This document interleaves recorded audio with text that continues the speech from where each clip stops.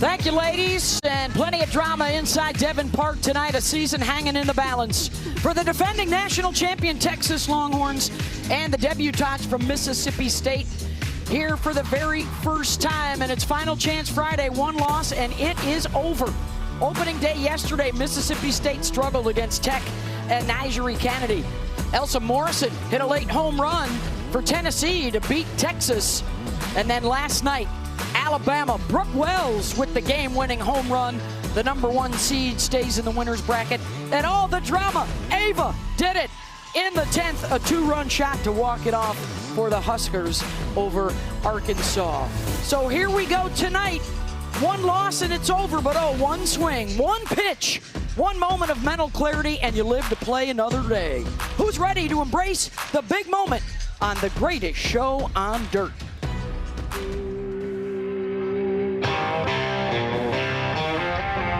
Around here, it's never easy. But you already knew that.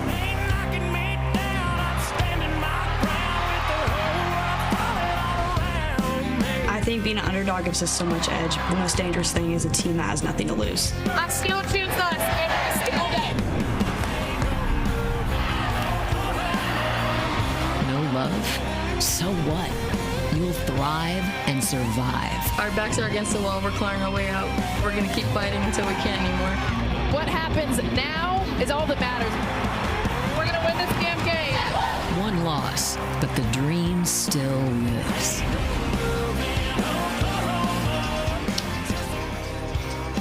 Welcome to the 2026 NCAA Women's College World Series, presented by Capital One. Packed house on hand to see who gets to stay and who heads home. We started with 8.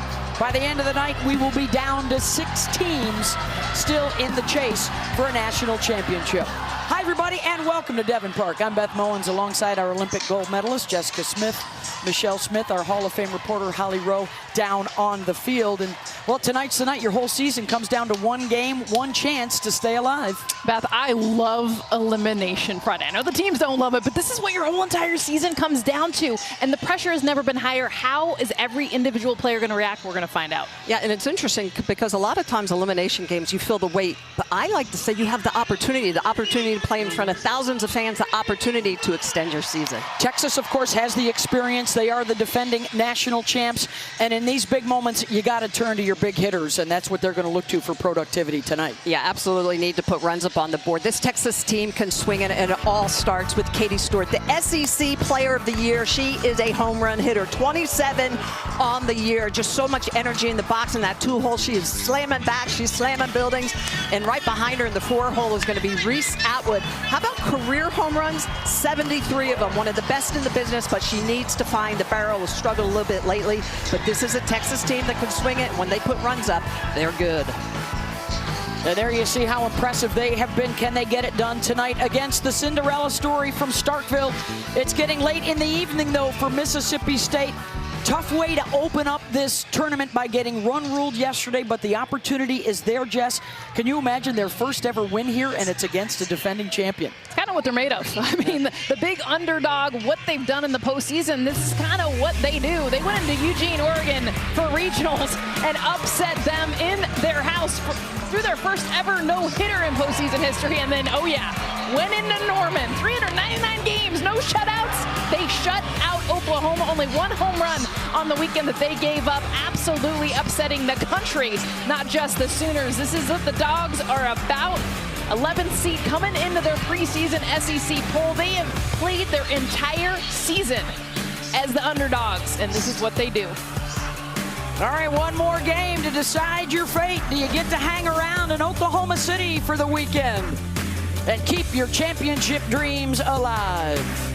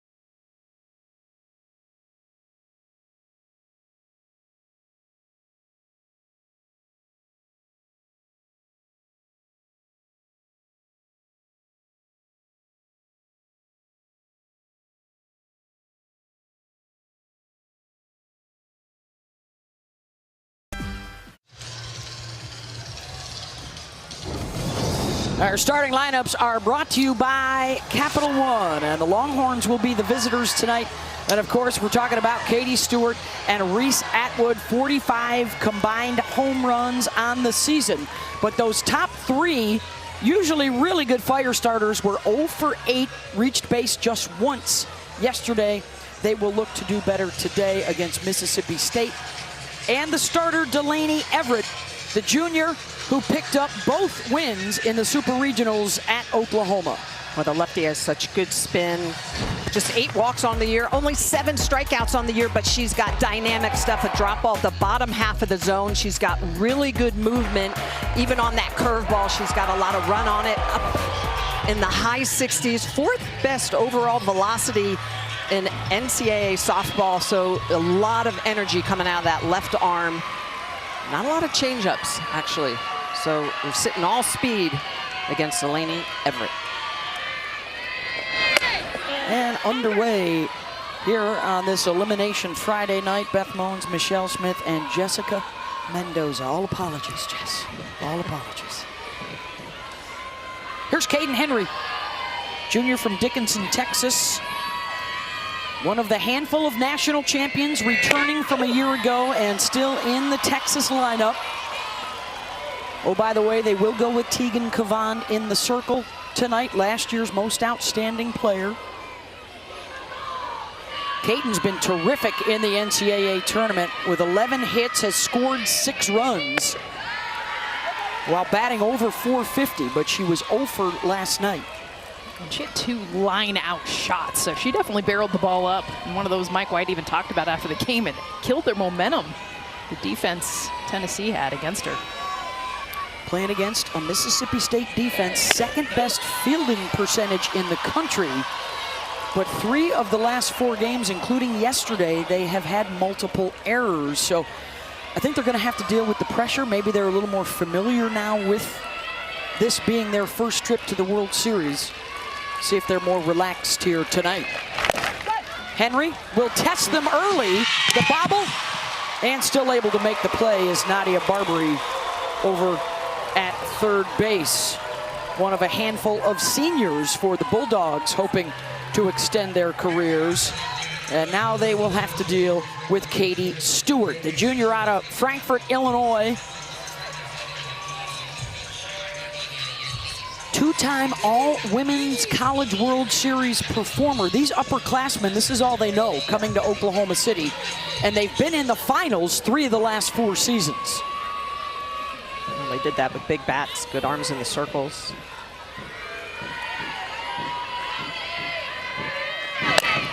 First pitch swinging for Katie, and she'll send that out of play. Part of the preparation, too, Mike White talked about this after the game, is they prepped for Carlin Pickens yesterday. He was 25 feet away throwing velo, and he's like, we had a hard time adjusting to Marjeko, but that helps them prepare now for the velocity of Delaney Everett.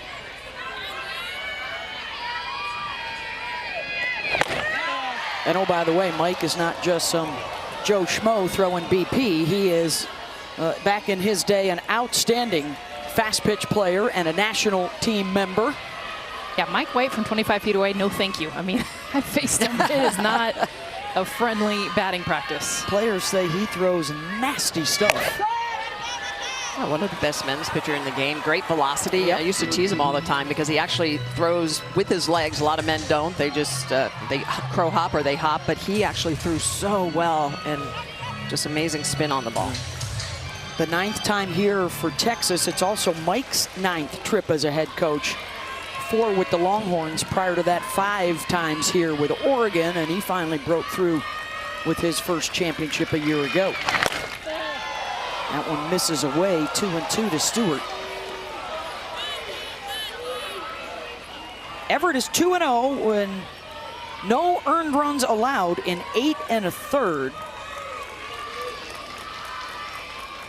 It's crazy that game 3 was her first start of the season and her only 7-inning complete game of her career, now in her junior campaign. Talk about being ready for the moment. Well, it's interesting because she throws with high velocity, but she is not a strikeout pitcher. She uses that very good defense behind her. She rolls some ground balls.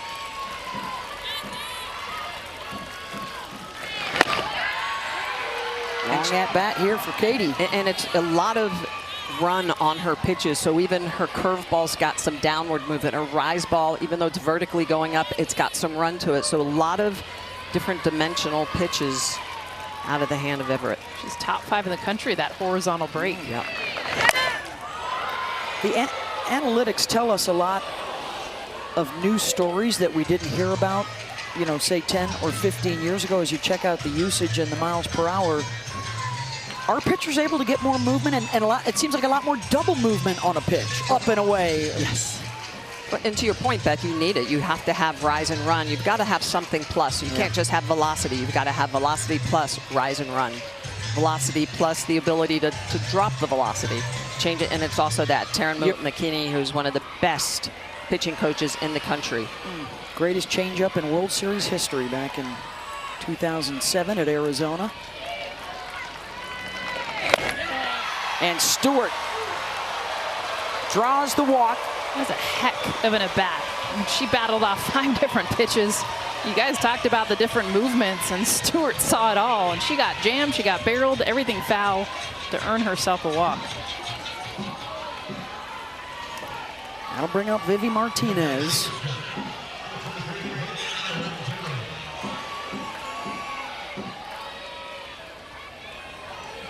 Texas really struggled to get much going yesterday against Tennessee, and Sage Margetko really did not have a serious threat until the 5th inning of that game yesterday. They are looking to get some pop much quicker tonight.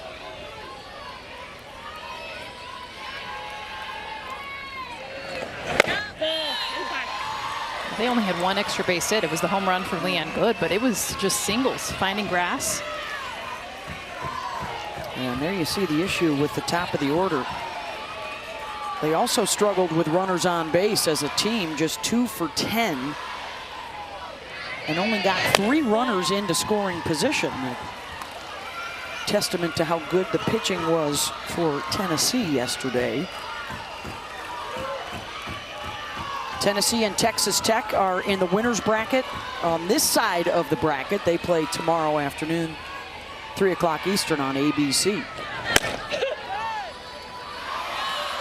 3-0 and Vivi takes. The adjustment against velocity. Viviana Martinez just getting all the way in the back of the box, especially left on left, to be able to see the velocity and the movement as far as she can. And count goes full. Those are about 3 to 4 inches off the plate away, the last 2 pitches. So she's yet to see a strike. And I'll tell you what, left on left, if she's getting that curveball off the plate, stay there. That is a tough pitch to hit. Tatum Stolting, Marty Abazishan, Brian Crochet, Brett Higgins, our crew tonight.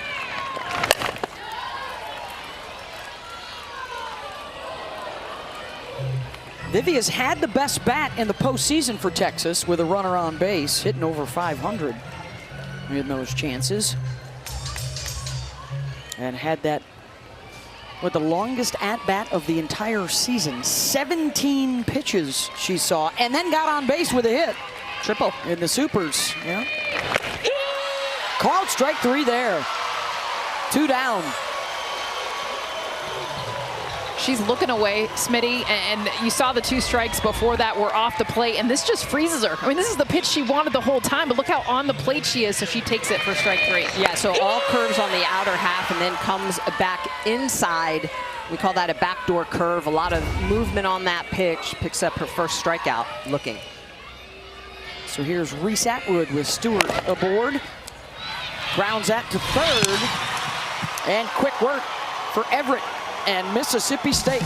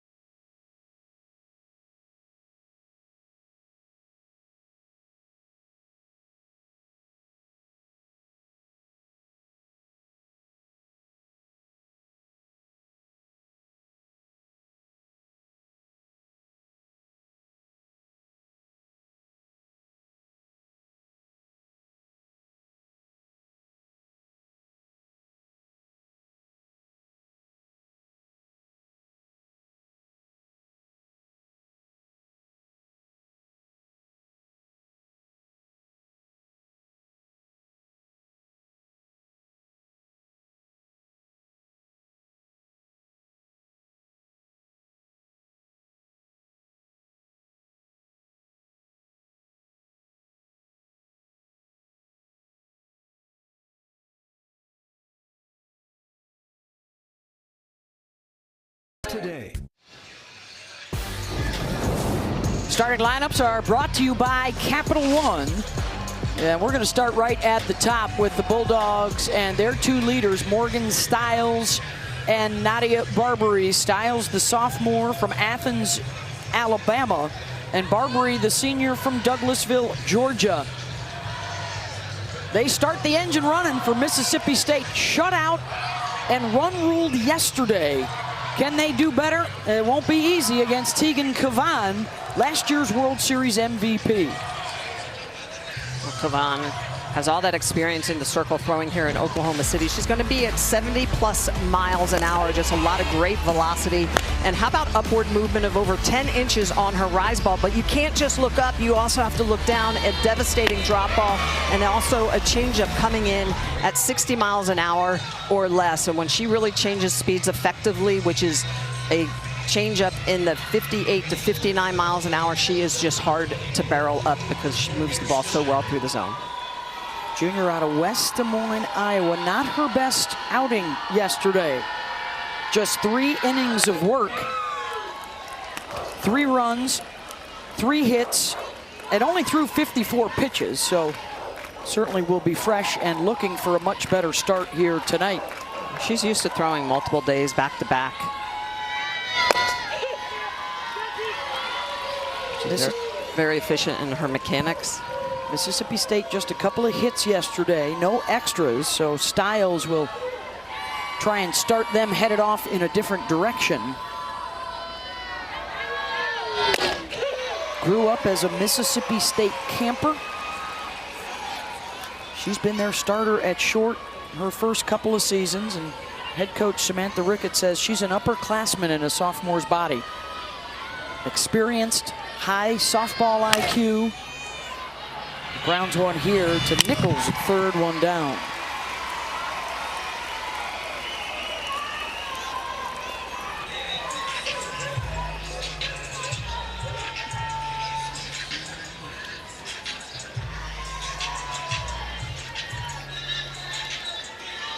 Barbary, an all-SEC second-teamer with over 200 career hits. Nadia's seen it all, from a coaching change, fouled right back at us, missed the NCAA tournament as a freshman. She committed to the program in the 8th grade, and that's why Ricketts just applauds her loyalty to this program and her belief that they could get here one day. Nadia is such a perfect example of getting in the weight room, getting stronger. She talks about freshman year to really her junior, senior year, just getting after it, getting stronger. And look at the numbers. I mean, not just the batting average, but oh my goodness, the power, the home runs. And that's her getting into her legs, using her legs, getting stronger. What you got for us, Holly Rowe? Well, I checked in with the strength and conditioning coach, and Nadia increased her peak power output 44% since her freshman year. She has increased it 27% just this year, added 8 pounds of muscle in the past season. That has all shown up in more power at the plate. Thank you, Holly. Yeah, putting in the work. She said it was fuel for her to not play as a freshman in the tournament. More fuel last year when they had to watch Ole Miss reach the World Series for the first time. And now they get their chance this year. With Mississippi State and Arkansas both arriving this season, every SEC school has now played at the Women's College World Series, all 15 of them. That just speaks to the depth of the conference. Got 5 of the 8 teams that are here. And the 2 newbies will be trying to stave off elimination here tonight on our doubleheader, and the first strikeout for Cavan. Well, Tegan Cavan, she throws her rise ball about 65% of the time. That's a pitch on the outer half. It actually has curveball spin to it. Working that outer half. Look at the rotation on that pitch, just threading the needle on the outer half, picking up her first strikeout looking. Here's Zion Romero. sophomore out of Lake Elsinore, California.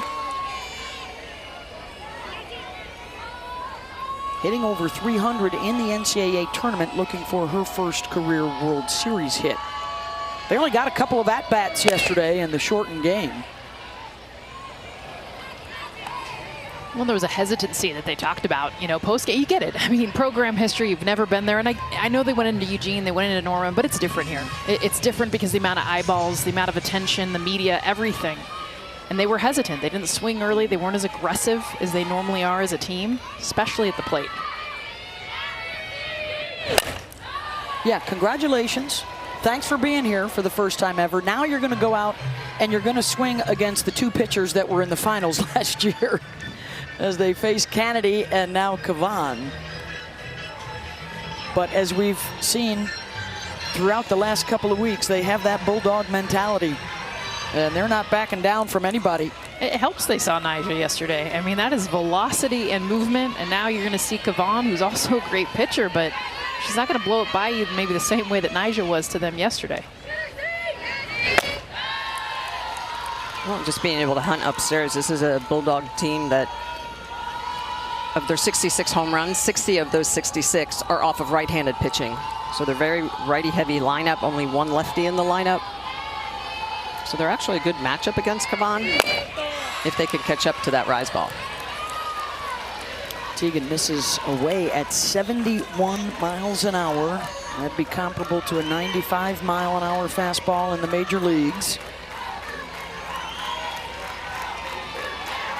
Teagan gave up a couple of free passes in the first inning yesterday. Second inning, excuse me. And they proved to be costly when Morrison hit the 3-run home run.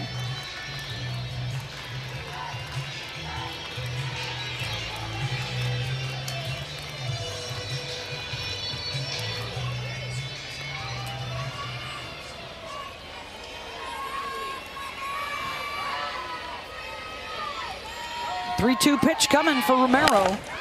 Gets a hold of it, sends it out to left, back off the base of the wall.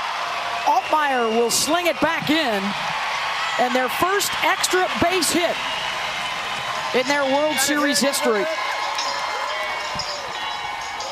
I mean, you talk about the at-bat. To me, it's the takes. She took the pitch away. She took the rise ball above to get the changeup. And the changeup is left more knee level. And watch the bat path. A beautiful job from Zayan Romero to get this thing into the gap for a double. And just to your point, that changeup at 62 miles an hour, just too fast. We talked about it earlier. Kavan's best changeup is at 58 to 59 miles an hour. When it gets too fast, it hangs, it gets hit.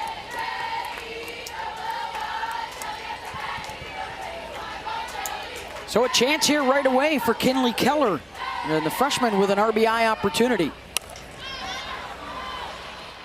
Fly ball out to right. Ashton Maloney's got it, no damage done. Scoreless through one. An elimination game in OKC.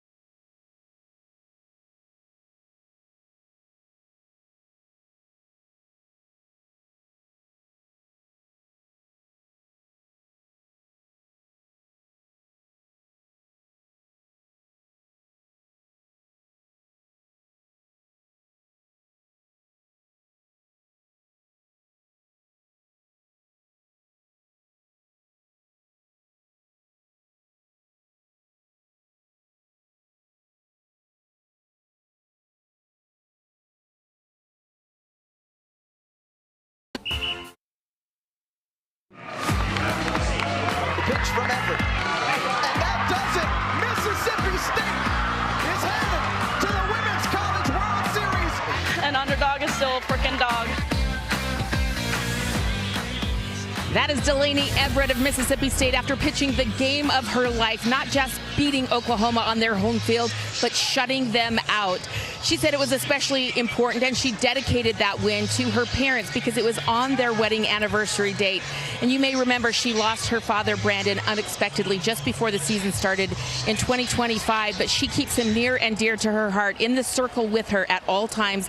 His badge from the Highway Patrol on her towel every single time she touches that in between pitches.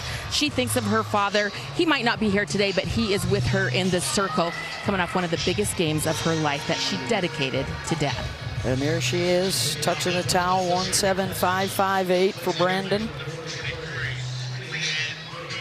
Just an incredible story, fighting through the shoulder injuries, hardly pitched at all during the regular season, and to be available when her team needed her most.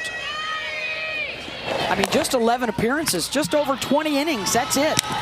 And just a monumental task to try and knock out Oklahoma. And she is clutch. The first start of the season for her, first 7-inning CG of her career. And you got to go back to 2019, Montana Fouts at Alabama, the last pitcher to shut Oklahoma out 399 games ago. And her stuff is electric. I mean, there's no change of speed. It is all heat. Movement, spin. One walk, one strikeout, and then 3 groundouts to third base. She's keeping Barbary busy.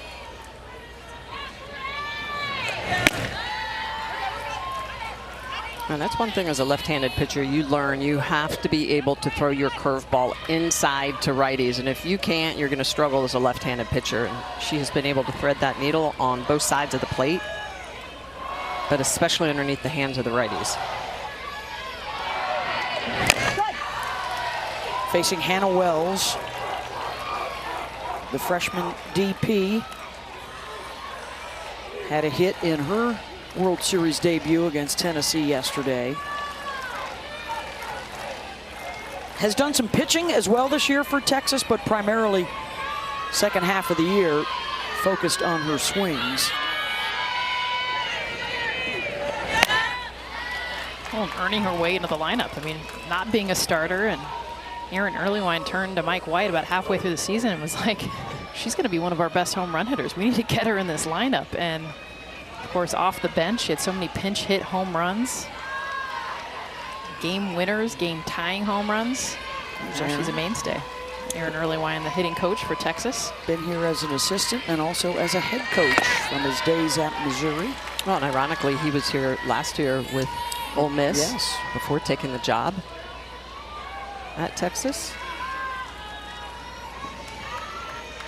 Done a lot with these Texas hitters.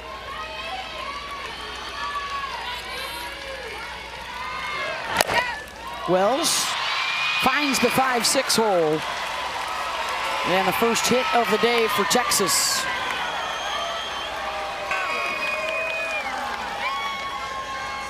And this is the thing about not having anything off speed. Just got to get on time, get that front foot down, and that's what Hannah Wells does. She gets around this pitch. It's kind of middle away, but hits it hard. 71 miles an hour off the bat into that 5-6 hole. Urging on her teammates, let's go, come on. Here's Ashton Maloney, World Series winner last season. It's not a team that's going to panic, that's going to feel the pressure. I mean, they have faced adversity before. Mike White praises their resilience. I mean, they lost game 1 of the Supers and have already won a couple of elimination games this postseason. They rallied to come back to beat Arizona State twice to advance.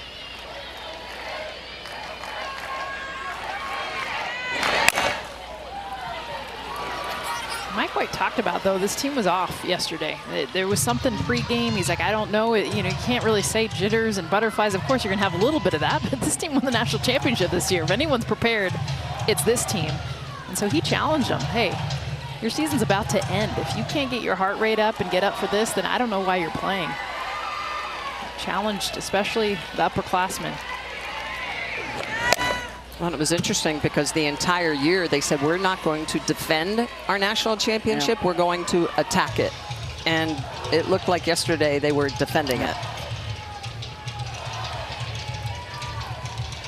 I mean, they were hot coming off the SEC Tournament Championship. Their first tournament conference title since 2005.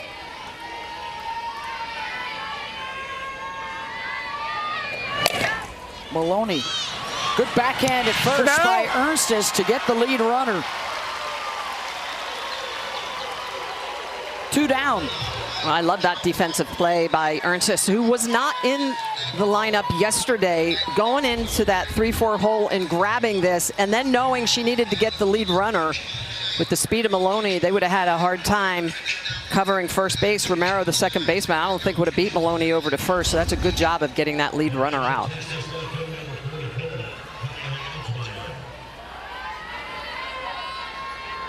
Here's Kaya Altmaier with a runner on.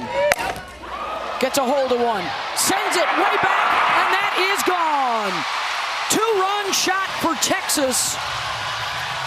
Her first of the season gives the Longhorns the lead.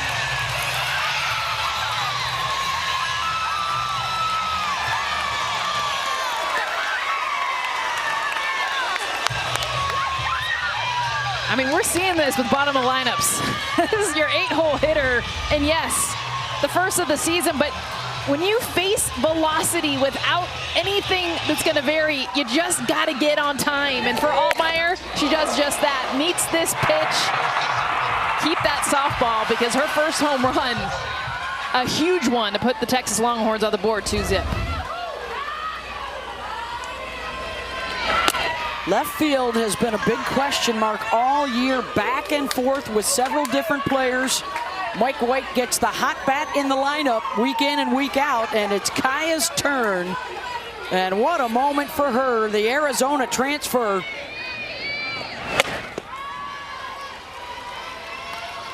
She struggled throughout the season, and to your point, Katie Bennett, there's been a multitude of left fielders, and I remember when we saw them in May, he's like, somebody step up and grab this position. It didn't happen for Altmaier until 3 weeks ago. In for a strike to J.C. Nichols. They're down to the 9 spot in the lineup. The freshman out of Durant, Oklahoma, back in her home state. I mean, you talk about big shoes to fill. All-American third baseman Mia Scott last year could have easily been the MVP of the World Series. She graduates, goes to the pros. There's the home run ball delivery to the Altmaier crew. Hook'ems all around. Slap to third, and Nichols is retired. But it's the Longhorns who strike first. Well, senior Kaya Altmaier, she's waited her entire career to have a moment like this, earning herself into a lineup. She was not in consistency till a few weeks ago. Gets the Longhorns on the board here at the top of the second.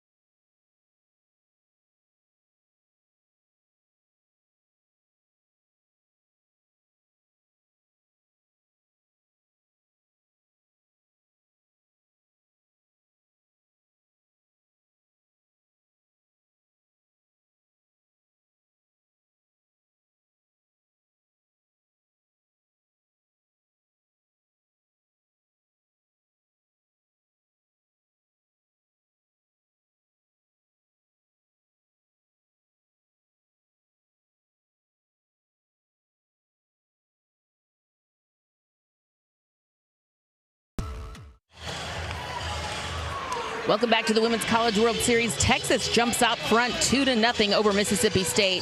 Well, Tegan Cavan has been lights out every time she's stepped on the field at the Women's College World Series, except Thursday in their opening game. This was very unlike her, giving up a home run early, the first earned run she'd given up here at the World Series, and then more action on the base pass made for a tough day for the Longhorns. Even she said, hey, that's on me. When I talked to Mike White before the game, he said her locations were missing. He said she really just made a few mistakes with location, but they jumped all over them. And then I asked him, how does she respond when she makes mistakes like that? Because we just haven't seen her make those types of mistakes. He said she's really good. She's good at moving on. What's next? How do I fix it? And getting back on track with her locations are the most important things for her tonight. Well, Holly, that's one of the characteristics of elite pitchers, is ability to get rid of the last pitch, focus on the next pitch you're throwing, and Cavan has been able to do that through her career. Has shined on this stage before for Texas. Mike White also told us in the postseason she takes the handbrake off. That mentality of, I want the ball. I came to Texas to play at the World Series and to play in big games. And it's not easy to take on that responsibility, because there's a lot, I mean, it's a lonely place, isn't it, Smitty, out there? Absolutely. You have to take that responsibility, and she does. She owns it. She says, all right, these are the changes I need to make mechanically with locations. And when she does that, and she is on point, she is one of the hardest to beat in the game. Well, what makes her difficult has actually been the drop and the change. I mean, you go against Cavan, you are looking up in the zone, something hard. And so when she's effective with anything down, it throws you off as a hitter.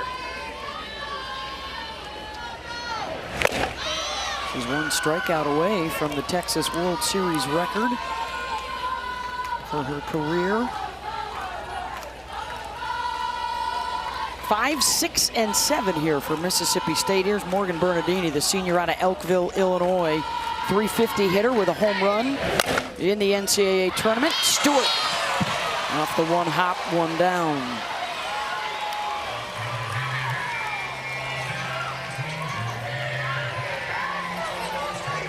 That'll bring up Paige Ernstis.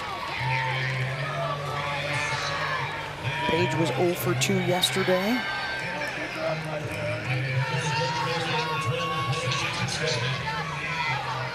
I think the biggest thing with this Mississippi State team is a lot of groundouts. They had a lot yesterday, already a few here today.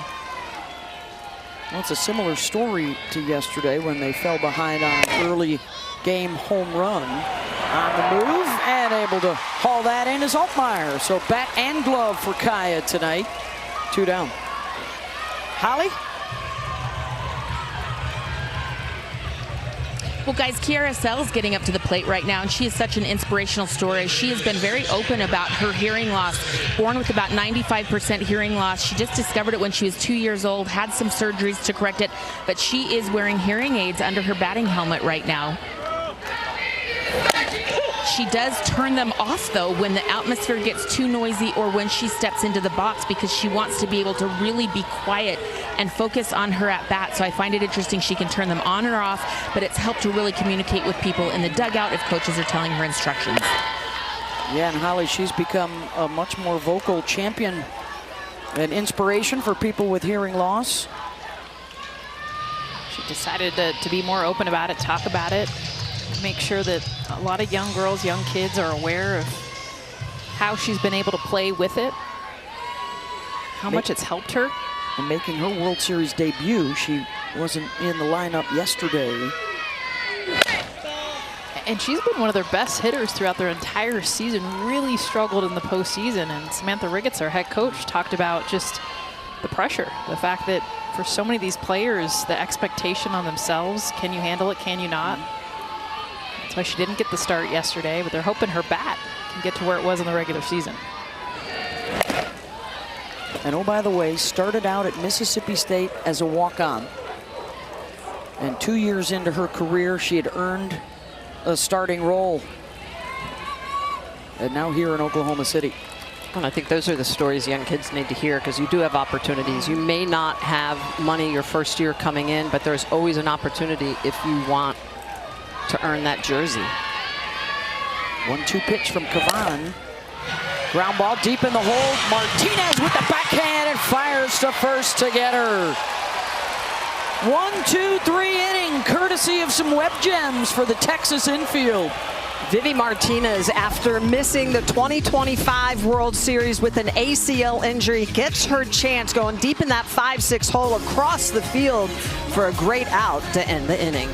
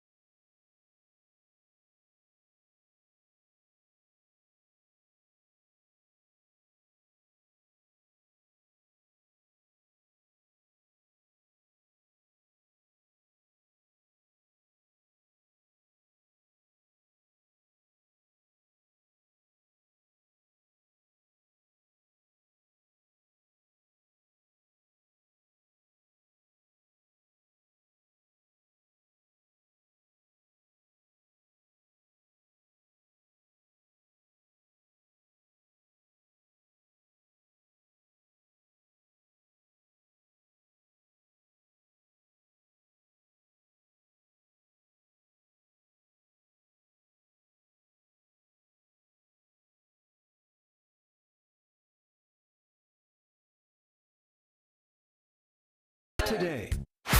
One of these teams about to take home the national championship for the first time. There drills that one deep and gone. Leanne Gould, 3-run home run. Scott smashes that deep center field.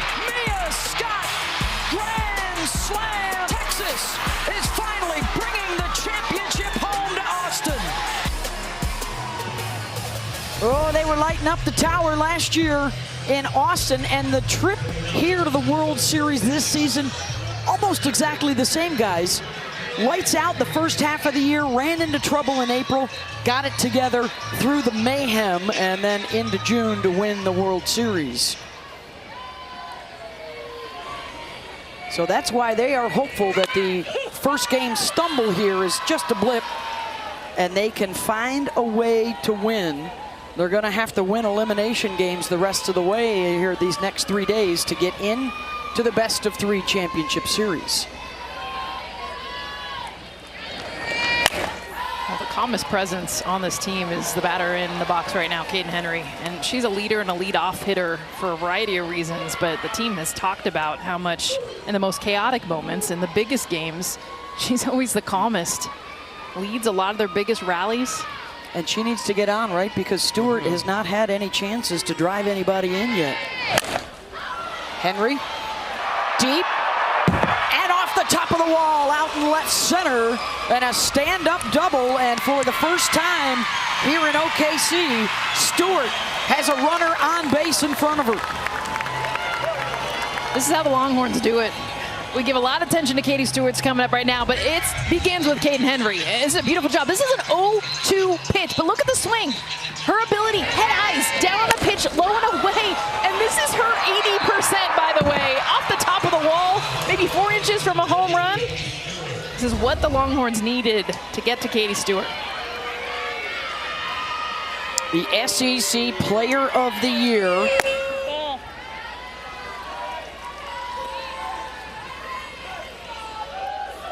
With a new Texas home run record on the season. 4 for 6, 6 runs batted in the tournament.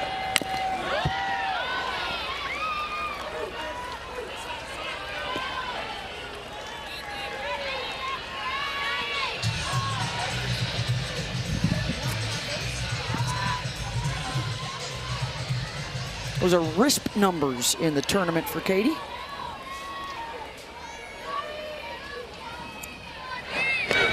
And that's inside, and it hits her. So 2 on here for Vivi Martinez. And Stewart on base for the 2nd time with a walk and a hit by pitch. It's clear they want to get it on the hands of Katie Stewart. 2nd time, they almost hit her the 1st pitch. And this is them just trying to keep it away from that heat map, which is everywhere but right at her elbow. Delaney throws that curveball over 63% of the time. I mean, that is her pitch. You know it's coming in to the righties.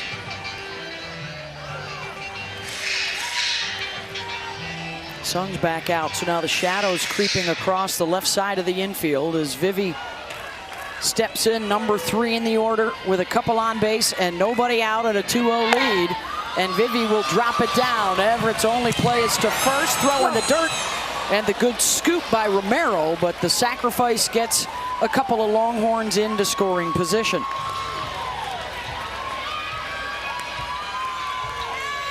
And here comes Reese Atwood, their career leader in home runs and runs batted in.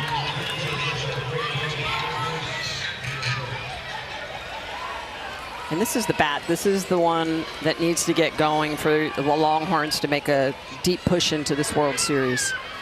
It's been a minute since she has exploded just outside the bag.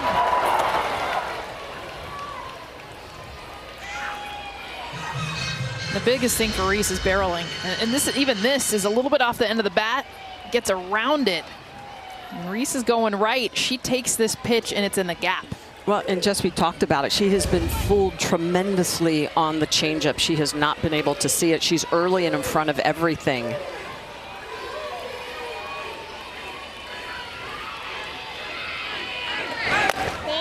I think this is a good matchup for Reese because there is not a lot of changeup from Delaney Everett.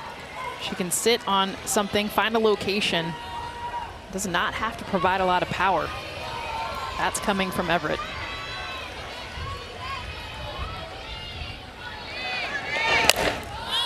Fouls that one off. See the frustration on Reese's face because that last pitch is middle.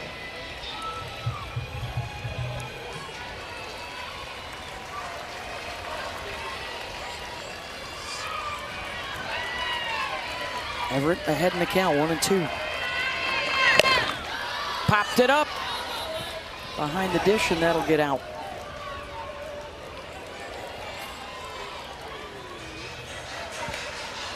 Reese is someone that's always tinkering too. We talked to her on Wednesday and she's, you know, I'm just focusing on hitting right now, not really trying to hear all the noise, but she's like, I am working though with my hands and a little bit with my feet. She had like 5 things she was working on.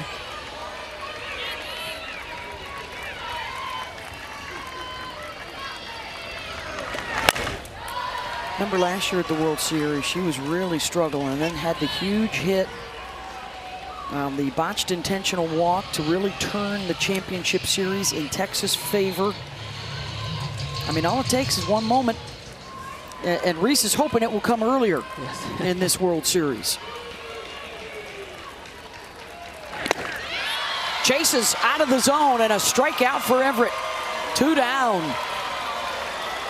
Well, Everett just goes right at Reese Atwood, getting underneath the hands, using that curveball, foul down the line, pitch on the outer half for a ball, but now it's a foul festival where Reese keeps fouling off pitches, outer half, inner half, and then downstairs with the drop ball gets Atwood to swing over this drop. It's got a little bit of run away, but a lot of downward drop at 4.5 inches to get the out. Leanne Good, first pitch swinging out to center, and Silva is there. And that ends the threat. It remains 2-0 Texas.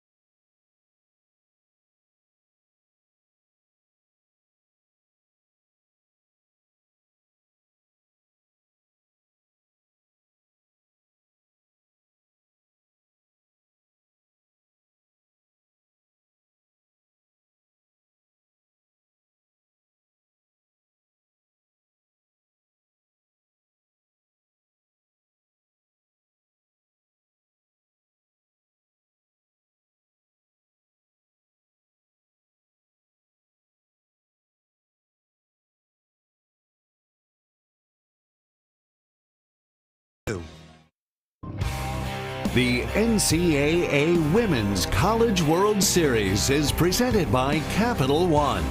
What's in your wallet? And in part by Coca-Cola. Always the real thing. Oh, it's been tough on the newcomers here at the World Series for the first time, although you just saw Texas Tech, tremendous success reaching the finals last year. And the two new guys, Mississippi State and Arkansas, both falling in their opener, so they are both playing tonight. It's win or go home, or in the parlance of softball fans, 2 and BBQ is what you want to avoid. 17 teams since we went to this Champ Series format back in 2005. 6 have made the semis. 1 has been in the championship series. Nobody, though, has won the title first time here. You've got to go back to 2000 for that. And that was the very first time that Oklahoma came here, and that was a 1-game final.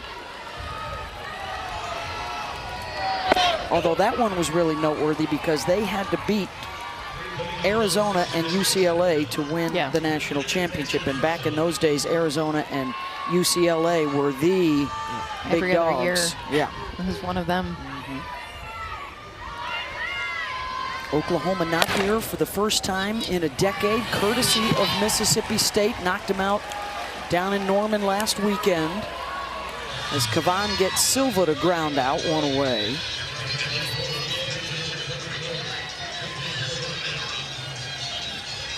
Record-breaking crowd last night for opening day. Looks like another packed house here tonight at Devon Park.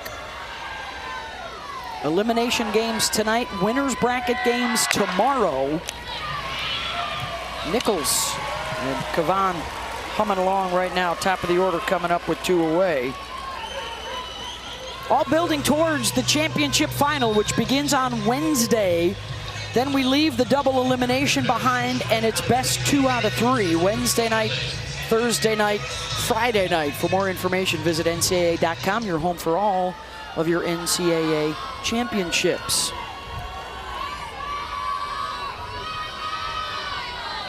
Will it be party time for the SEC? They have 5 teams here. It's the 4th time in history that has happened, and each of the previous 3 times that conference won the title.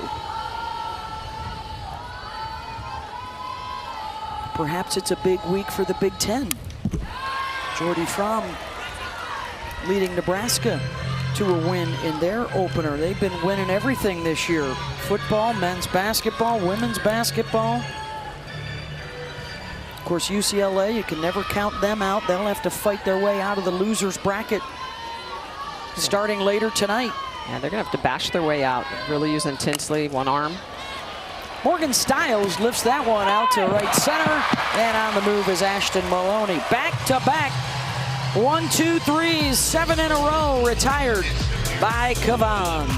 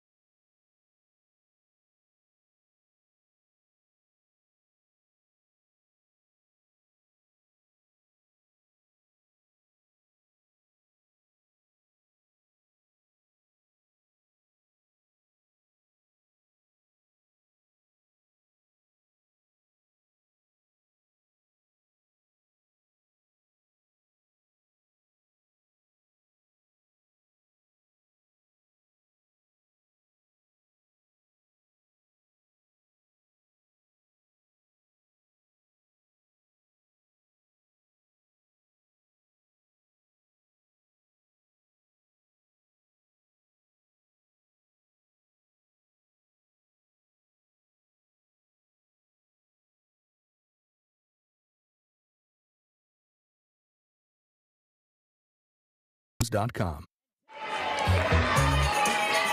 Broccoli guy, he's got plenty of fans coming his way. He's got following, that is for sure. I think they bought like 30 or 40 pounds. 40 pounds of broccoli. Yeah, the dugout was full of broccoli. With the broccoli. Welcome back to the Women's College World Series presented by Capital One and Coach Samantha Ricketts. I can't believe I'm going to ask you a question about broccoli, but you did say your team was not loose and didn't play like themselves yesterday, and this is part of them being loose today. How does this help? Yeah, I think it just reminds them that, this game is fun. It's something that we get to do. We don't have to do, and just takes a little bit of pressure off, and just a reminder, it's playing for the little girl that grew up and started the sport. Yeah, and having fun is part of that, right? Absolutely, yes. Your pitcher, Delaney, has done a nice job for you tonight. How long do you keep going with her, and what do you think shows you when you need to pull her or how she's doing? Yeah, I know we've got our other arms up and ready to go, but we were let Delaney continue to attack and do what she does. She's doing a good job getting out of some jams, and she's just attacking. And I just love the mindset she's given us, and we're ready to mix it up with the rest of the arms the rest of the way too. All right, thank you, Coach. Thank you. Hell safe. Thank you very much, Holly, and Coach Samantha Ricketts. And the broccoli guy is here tonight. There, yeah. Jim Stewart Allen, a.k.a. Broccoli Guy. It's the shirt and the broccoli. They had a pony that was actually a unicorn, or a unicorn that was actually a pony, and that only lasted till they got to Oregon, and then the broccoli showed up. Well, I think the pony got left at the hotel. The broccoli showed up, and they're like, hey, we won. We're on to the broccoli. I like mine roasted, a little crispy with a little Parmesan. Not in ice cream. Not in ice cream. We have established that. If you were with us last night, you know. Ali Supan, I think, put the finishing touches on that. But a heck of a comeback for broccoli. Let's see if there's one for Mississippi State as well. Delaney could use that vitamin K. She got well, their batters could use a little vitamin H. Hits. Some more hits up. I'm not even sure there is one. Is that a vitamin? I don't know. It is now. It is. Delaney got the vitamin K when she needed it the most. Wells, tripler to short. One down. It's 6-7-8 here for Texas. Holly, what you got for us? Well, you guys told us Delaney hadn't pitched much this season, and actually last season she was on a 50-pitch count last year because of some impingement in her shoulder. They couldn't figure out what was wrong with her. They thought it was something with thoracic outlet syndrome, but they just couldn't discover what it was. They even took some of her scans to MLB meetings to get other eyes on it. And when they finally figured it out, she had another surgery in December. It did alleviate that swelling. They actually shaved off part of her collarbone to give her more room in there. Oftentimes when you pitch, your arm gets big or your muscle gets big. It makes it hard for your blood to flow through. So she's doing much better now, but that's why she didn't pitch much this season. Shaved off part of her collarbone. Wow. And that didn't get her coming into the season until March. And by that time, I mean, you look at what their staff, Melissa Faircloth, Paige Gould, had already established. So she was just on the bench saying, hey, whenever you need me. And it came basically a week ago. Oh, she's done such a good job of recovering, being on a pitch count. It's very difficult to get your spins back, your velocity back when you're on pitch counts, even in the bullpen. Decent strike to ball ratio. We want to have that about 66% or higher. And the staff complements each other really well because, Paige Gould's got funk and stuff. She's going to spin the ball. Everett's got the velocity. Saw Alyssa Faircloth with that changeup, the off speed. 3-1 here to Maloney. And a base runner for the home run hitter, Kaya Altmaier.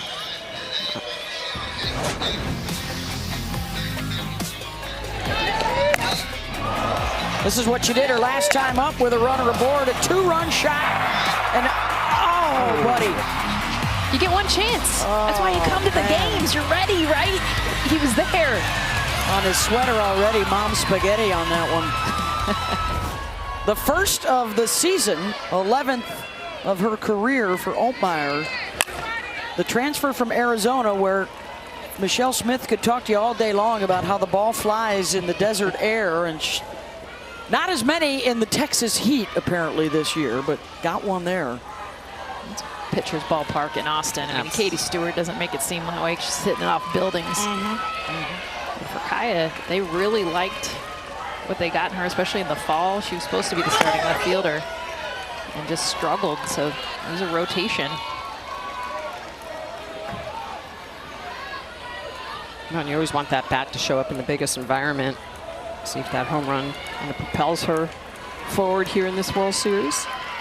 Shot of confidence. It's always a magical thing. She's just the second player, guys, in the last 5 years to hit her first home run of the season here at the World Series. Bethany Keene a couple of years ago with Florida State.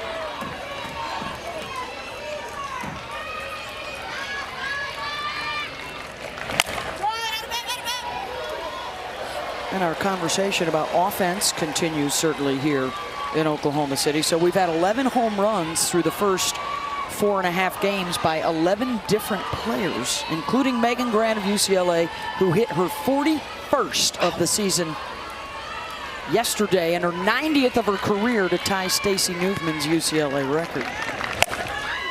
Altmaier snagged at first, and that's going to double up. Terrific grab by Ernstes. And it remains 2-0. This is all about positioning. Ernstes in the perfect position. Ball roped at her, leaving her feet at the perfect time. Look at those ups. Gloves it up, gets the double play. Oh yeah, let's chest bump. We're picking up the bats.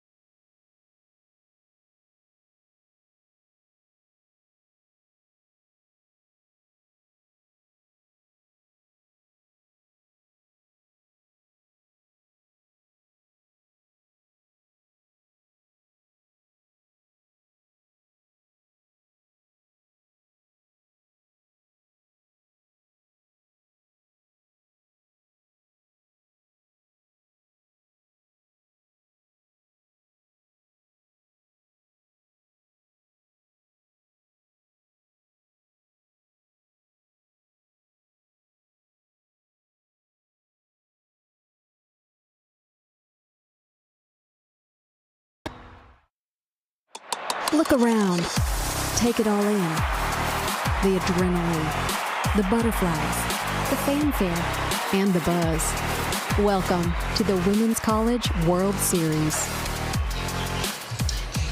No, the Women's College World Series. How about some ABC action? Winners bracket tomorrow with Texas Tech and Tennessee and a head coach's dream. Eeny, meeny, miny, let's go. Pick one, guys. Who are you going to start tomorrow? Oh, head to head. I was impressed with Sage, so I'm going to pick Sage. I want Nyjah versus Carlin. I mean, come on. Come on, I want that. Give the people what they want. America is waiting. That's what I'm writing in. Well, I think the hard question for Coach Weekly is the better matchup is Carlin after Sage. And if you start Carlin and she gets in trouble, it's difficult. These are tough decisions that time of year to make them, though. 4 All-Americans to choose from. Yep. The other game tomorrow on ABC. Oh, by the way, speaking of good pitching, Alabama and Nebraska. Tomorrow night, prime time on ESPN. Jocelyn Brisky and Jordy Fromm were outstanding yesterday in wins. Here's a look at elimination games tonight. 2 of those teams will be going home. And then the winners tomorrow. Don't forget the losers of the Saturday games cross over in the bracket. So the winner of our game here, Texas And Mississippi State would play the loser of Alabama-Nebraska on Sunday afternoon on ABC.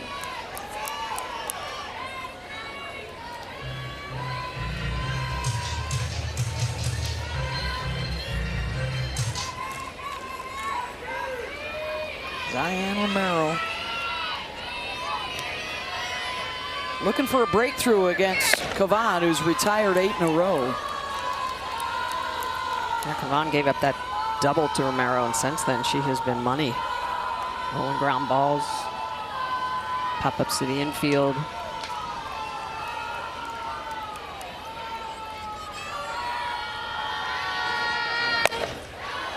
And that'll drop in front of Maloney onto the grass and right. And Romero with the opposite field hit. Second hit of the game. Got the double and the changeup back in the first. Done a really good job of just sitting back, popping balls into the outfield. Second base runner of the ball game for Mississippi State. And here's Kinley Keller.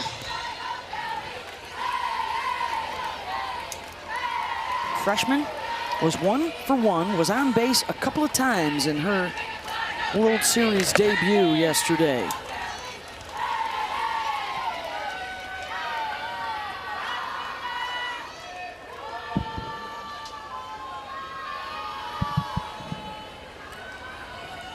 Flew out to right field, her first time up tonight.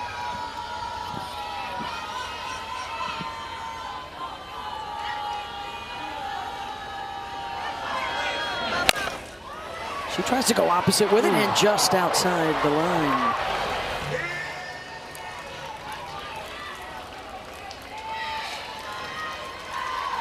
And I believe they have called a timing violation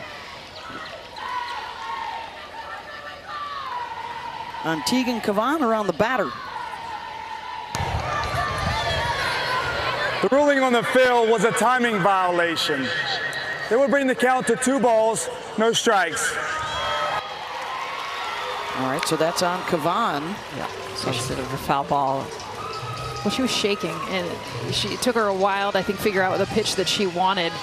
And remember, Reese Atwood told us that she knows Tegan's going right when she is convicted with what she wants to throw. She was hesitant there, and that's what took her a while to finally throw that pitch.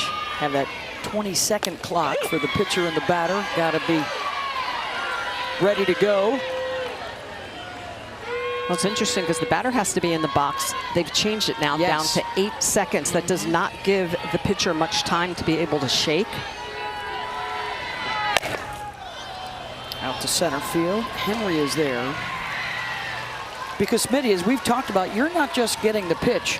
You want to see where the batter's feet are. Where are they in the box? All kinds of information you can gather. Absolutely, and I've actually talked to some of the NCAA people about this.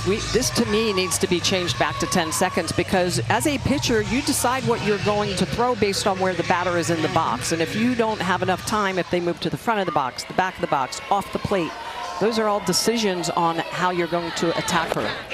I think anytime a batter has enough time to kneel down, touch the ground, do all the things that we're seeing them do between pitches, do it before you get up to the, I totally get it. Just get in the batter's box. Olympians Jessica Mendoza, Michelle Smith agreeing on something. 7:12 p.m. Finally. May 29th, 2026. Absolutely about pace of play, but I think, again, it's got to be fair for both the pitcher and the batter. Looking for the gap out in left center, and on the run to glove it is Altmyers. Made a couple of nice plays out there. 2-0 Texas, and the SEC's Player of the Year and the Texas single-season home run queen, Katie Stewart, coming up, swinging a big bat for the Horns.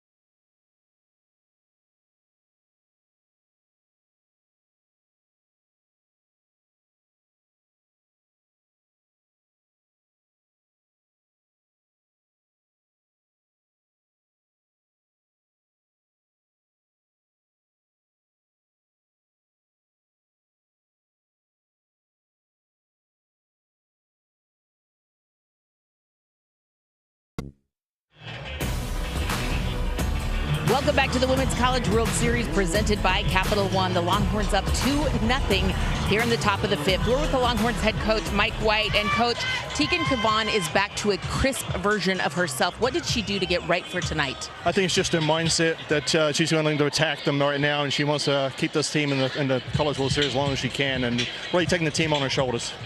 You have a new pitcher that you're facing right now. The top of your order is up. They've been quiet so far in the World Series. What do they have to do to get unleashed? Get the good pitchers to hit and be on time. It sounds pretty simple and it's hard to do, but they've got tricky pitching staff, a lot of different spins and speeds, and they've got to be really patient.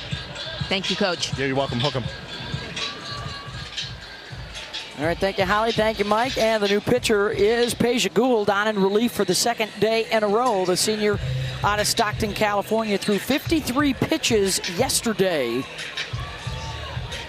Gould has some of the best rotation in the game. Drop ball that she'll use tremendously, but it's a curveball in the outer half. That over-the-top rotation on all of her pitches, lower part of the zone, really makes it fall off the table. She'll use that drop about 32% of the time and the curveball about 33% of the time. And she'll work both those on the corners. Just saw that changeup as well, so it's already a different look from what they just saw in Delaney Everett. That changeup about 11%, Jess. And so that's the curve, and she'll throw it on both sides. So she'll throw it on the outer half of the plate to a lefty, and then come back underneath the hands. It's really that insane movement, though. Her spin speeds are tremendous. Her spin rate, some of the highest in the game. Slaps that to short. Taken care of by Morgan Stiles. One down, and here's the top. Henry and Stewart teamed up back in the third to both get on base. And then Martinez with a sacrifice, Atwood with a strikeout, Good with a line out. They couldn't get anything cooking. Henry missed a home run by a foot, hit it off the white top of the mat. It's in the outfield fence.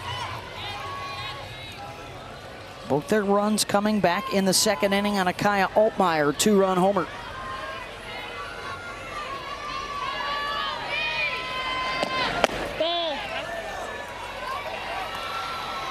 Texas coming off the loss yesterday, the first time in 8 years that the defending champ lost their opener coming back the next season. Henry, is this one far enough to go? And it is! She hits it about another foot from her last at-bat, and this one clears the fence for a solo shot. I mean, Caden Henry showing off. Just the exit velocity back-to-back, the double off the wall. You guys, 78 miles an hour on a pitch coming in at 59. So the turnaround at 20 miles an hour, what is that? It's bat speed. So watch this curveball trying to get in on the hands, no chance. Caden Henry with that bat speed, and look at it get out of here. She's not even anywhere near first base, and it's a home run. Beautiful look at line drive shot, and that's how Caden Henry hits him. 9th home run of the year for Henry. Wow. What's impressive, too, is the first one that almost cleared the wall was the opposite way, out to left center. And this one yanked down the line and out, and it's 3-0 Texas with that 78-mile-an-hour exit velo. For your leadoff, here's the one that's supposed to hit at 78 miles an hour out.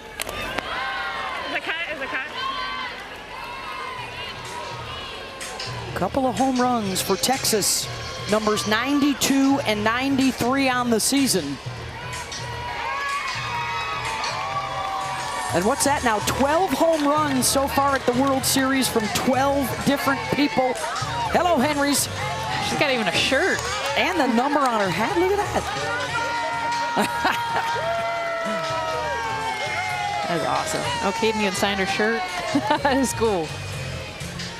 Caden Henry, known for her speed, the defense, and doubles. 2 extra base hits in this one already. Stewart.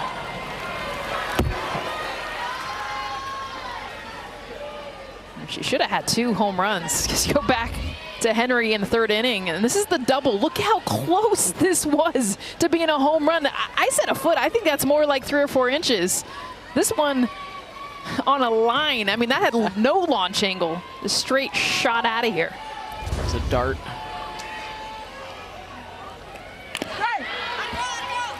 That's Caden Henry's 13th hit of the postseason. That is the most by anyone here at the World Series. Stay hot.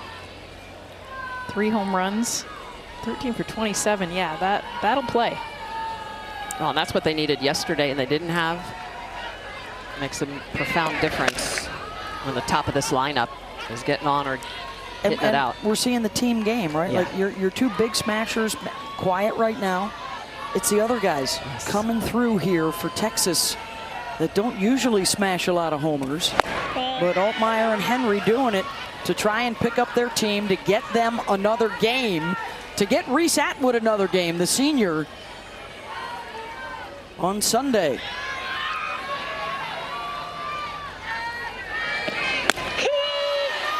Called strike 3. And Stewart is retired for the first time. And that's the curveball that is nasty on the inner half. It's backdoor. She throws it at the front hip of Stewart and just bends it back into the zone. She is the best in the business. Look at the spin, the rotation on this curve. She is #1 in the NCAA, 11 inches of vertical break on that curveball. That one she puts in the right spot for the strikeout. It is a funky look. Yeah. And you look at how Peja Gould, when she lands that front foot and then throws that curveball especially. I mean, look at this thing. Do you see how Katie Stewart thought that was going to hit her? And then that thing just bent. And that's last minute. That's the key to the curveball, because you step across your body, you use that leverage, and your arm actually comes from behind your back. Tough to pick up.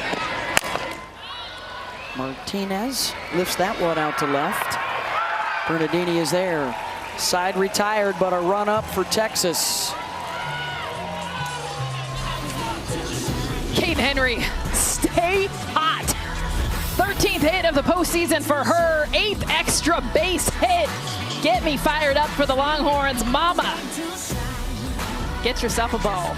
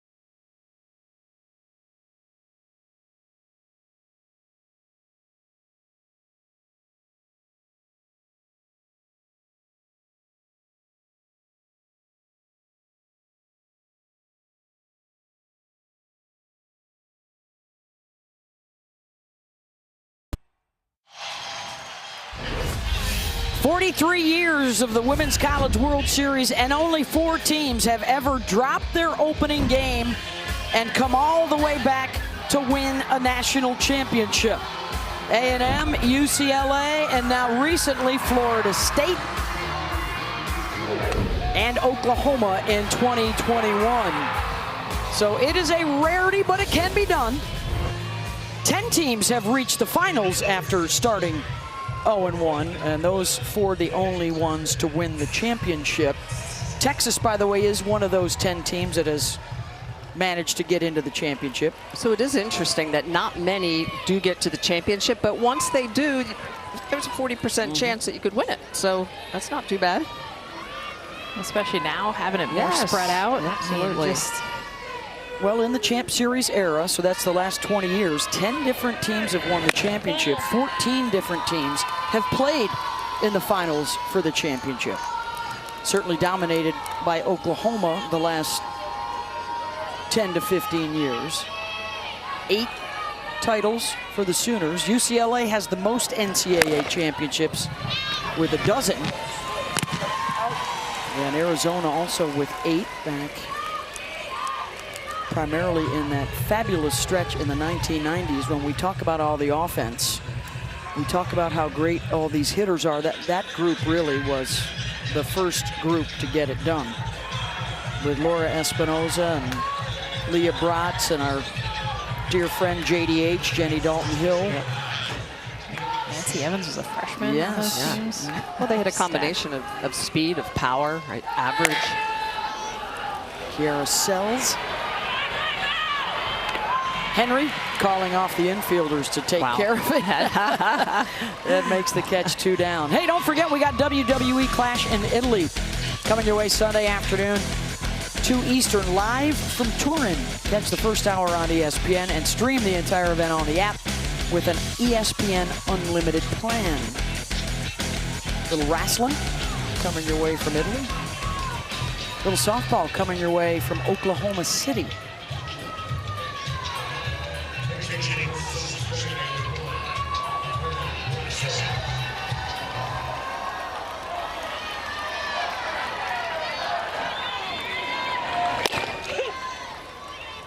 And you can just see the difference in Kavan this evening, pounding the zone, just a lot more confident. Mississippi State, too, the adjustments they're trying to make, hitting fly balls now, so they're trying to get underneath it a little bit more. And that's where you can tell when Kavan is upright. She has a tendency at times to fall off to the side. She's very upright and steady this evening, and that makes her rise ball really crisp.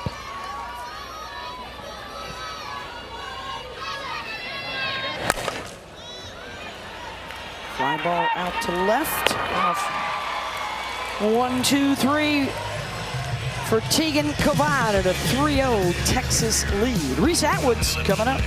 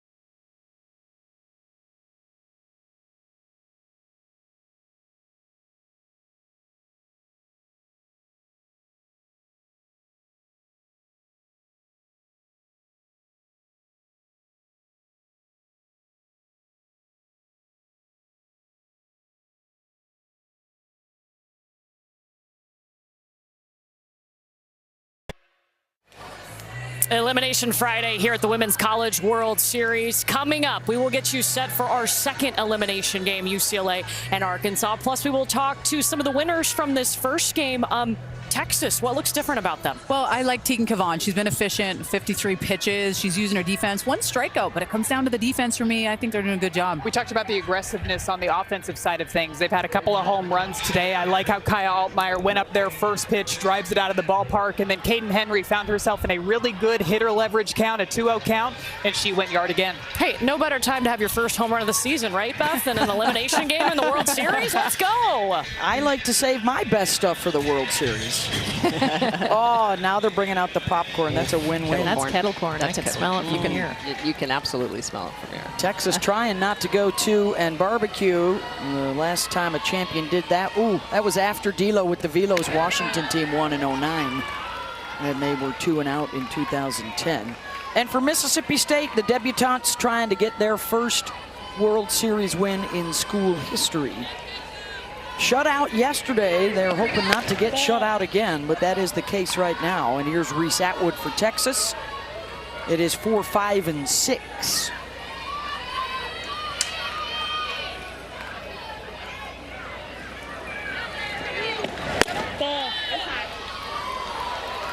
I keep saying it, but with Reese Atwood, it's not even about the batting average. It's just that extra base hit. She had 26 extra base hits in February and March. She had 5 April and May. She just hasn't been able to barrel the ball up. And that's where they've attacked her, is down in the zone. When you look at her heat map the last 2 months, and it is cold blue. It is as blue as the wall out in the outfield, down in the zone. And she takes the walk there, Holly Rowe. Well, we talked to Reese Atwood earlier this week about her struggles at the plate, and she had a really great line. She said, "I don't let my confidence come from my batting average." And, you know, she has struggled. She struggled last year at the World Series, but in moments that they needed her the most, she came through. When she was behind the dish, she came through, and that was a healthy statement from a young woman, that I don't let my confidence come from my batting average. That's Reese Atwood. Well, I love that, Holly, because her confidence comes from being behind the dish. She's the Johnny Bench Award winner, great defensive catcher, and she's leaning on that. I agree with the numbers, but it's about feel. And right now, Reese Atwood is not feeling. And you can tell. You can see it, and she can tell herself, yes, I have that confidence, and you should. She knows how great of a player she is. But right now, it's not the same Reese Atwood that we saw even earlier in the season. And Reese can re-enter. She's lifted here for a pinch runner. Good, laying down a bunt, safe at first.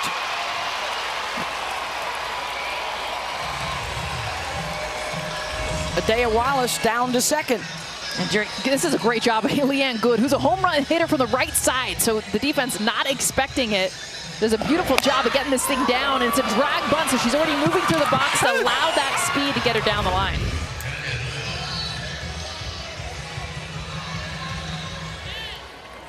That'll bring up the freshman, Hannah Wells.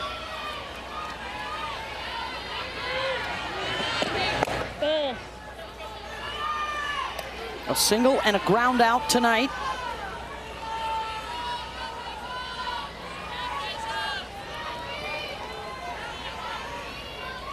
"15 home runs to set a new freshman record at Texas." It's been a good season to be a Wells. Brooke Wells is here with Alabama, hitting home runs. Kendall Wells down the street at Oklahoma, hitting a lot of home runs.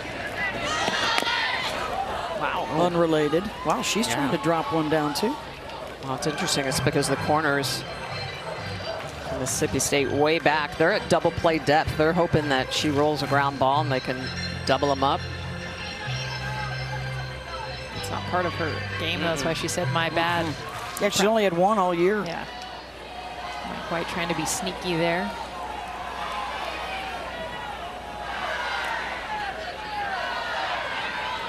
And you can see the middle's deep, corners, although they bring in Ernstis at first, just in case she drops it. Well, swinging away, pops it up. Romero out on the grass. One down. And that's where you have to have a productive out. You've got to figure out some way to try to hit the ball on the ground, right side.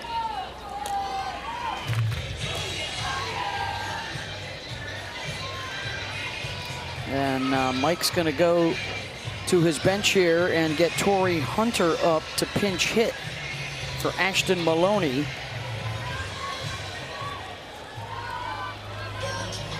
Hunter has had some clutch ABs as a pinch hitter in her career at Texas, including a 2-run home run to save their season in the Supers. When they were up against it against Arizona State, they won game 2 and then came back to win game 3 the following day.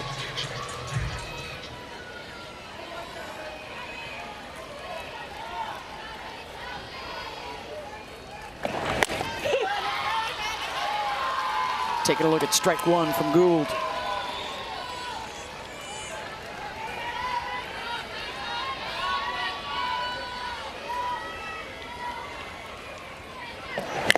Five for 17 this year as a pinch hitter with a couple of home runs, 6 RBI. How about Peja Gould just coming right at her, both times in on the hands. And that front door curveball we talked about has got some funk. We saw the spin on that cam, what it looks like from a right-handed batter. 0-2 pitch, hitter. And the bases are loaded for Texas. And here comes the home run hitter from earlier, Kaya Altmaier.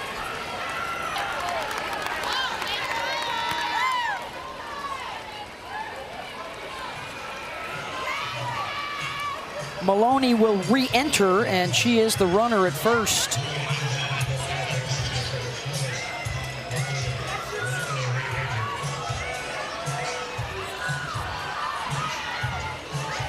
A walk, a single, and a hit batter.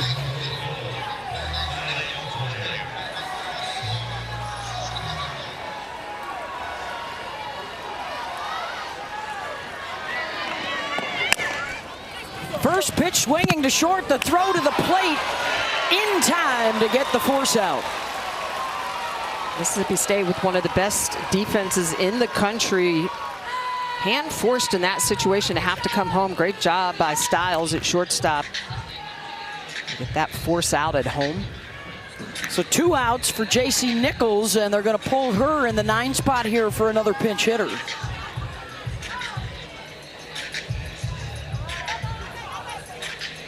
And that will be Katie Bennett, 271 on the season.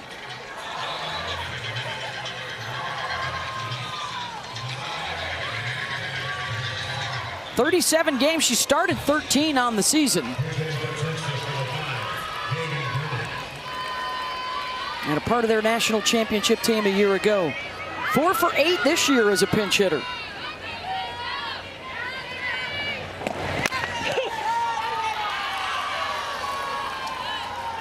J.C. Nichols a little more short game, so I think just going for some more pop, and we're not talking long ball pop, but just be able to find the grass. Stands in and hits a little bit more. Ironically, her slug is actually a little bit lower than Nichols, but I think in this situation, she's a little bit better at just standing in, barreling up a ball. 1-1 from Gould. They like throwing her outside, and that one catches the corner, 1-2. It's that spin. It looks like it's going to be off the plate. It comes back over the plate. Mike Whitetop calling timeout. Yeah, that's 10 inches of break on that last pitch, horizontally, moving back into the zone. For a lot of those pitches, too, they're not even necessarily getting back over the plate. She's getting the calls horizontally.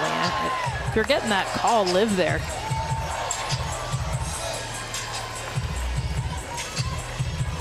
And now a conversation in the circle as well. And I like the smile there from Mike White. A lot of times, you know, he gets so serious in these moments. She's coming in off the bench, I think right there, just trying to relax her, hone in on something simple.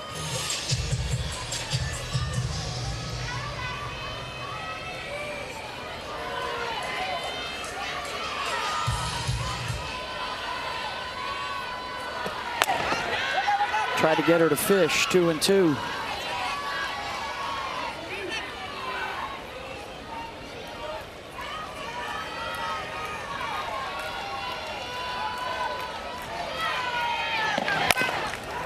Bennett to second, and the play made at second base on the handoff to end the threat. Making sure the ball and the limbs and everything were touching the base. Why not embrace? Romero, I'm going to take it myself. I'm going to toss it to you. Let's just do it together.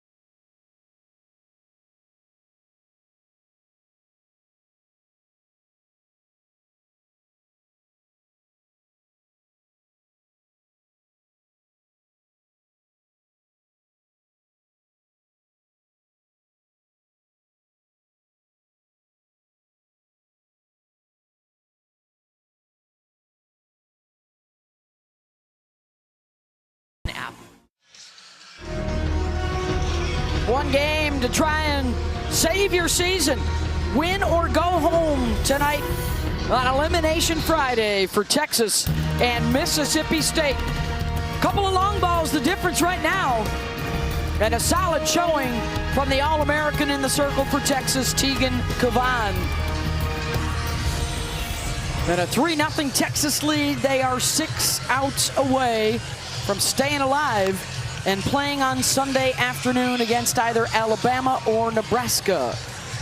How about just our third career start with 0 or 1 strikeouts through 5 innings pitched, and that's where you just trust the defense. Courtney, Amanda, and Danielle were talking about that. That is where Cavan has shifted, is not trying to get the strikeouts, but contact. Well, look at her pitch count. It's at 53 pitches.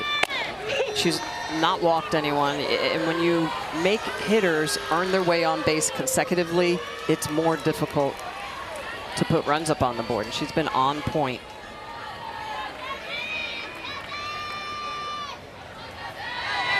Trying to shut out Mississippi State for the second straight game. The last first-timers to come here and get shut out twice, Virginia Tech back in 2008.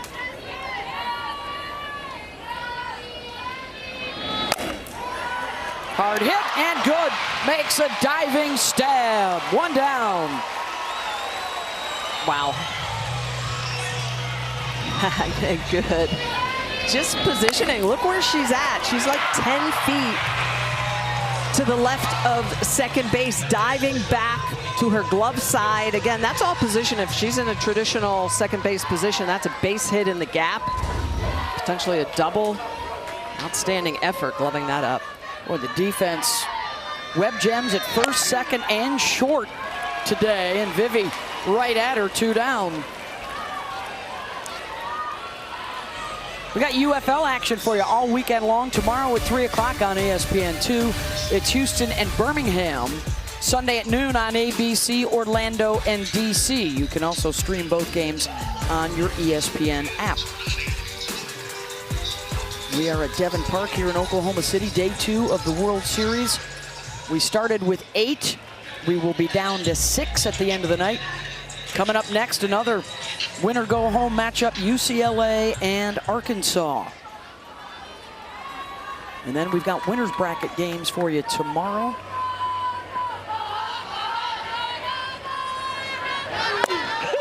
The Bruins' 34th World Series in 43 years. They have only gone 2-Q once, back in 2016. And for the Hogs, they're looking for their first World Series win in school history. Courtney Deifel's club 11-0 this year, guys, following a loss. It was a heartbreaker last night in extra innings to Nebraska on the Ava Kuzak home run. What a game, though. It was. Extra innings.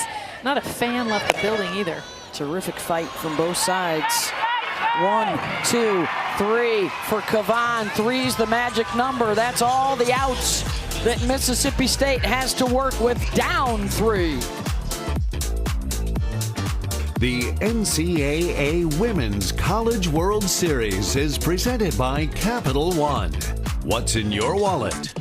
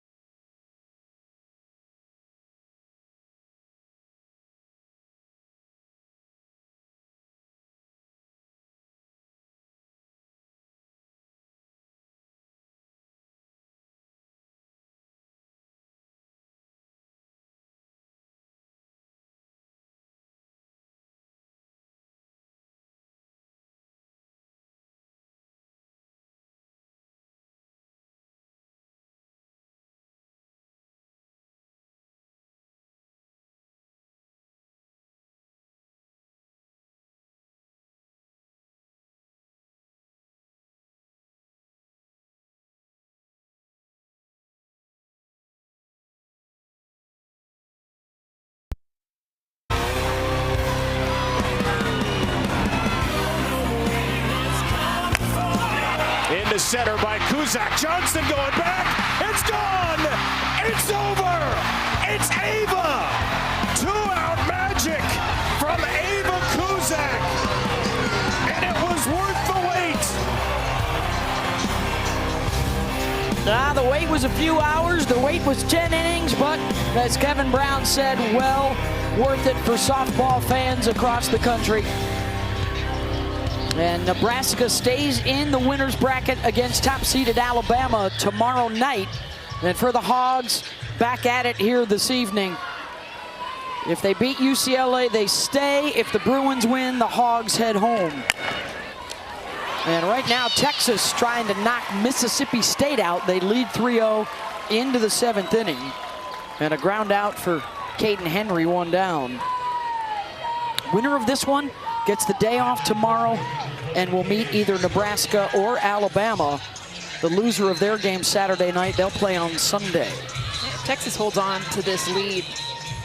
Obviously they advance, but they will not get back to where they need to get to unless this hitter right here gets going. This part of the order. Caden Henry, we've seen how hot she's been. Katie Stewart, Vivi Martinez, Reese Atwood. They need all of them to be able to win games here. She's had 1 at-bat in their 2 games with a runner on base in front of her.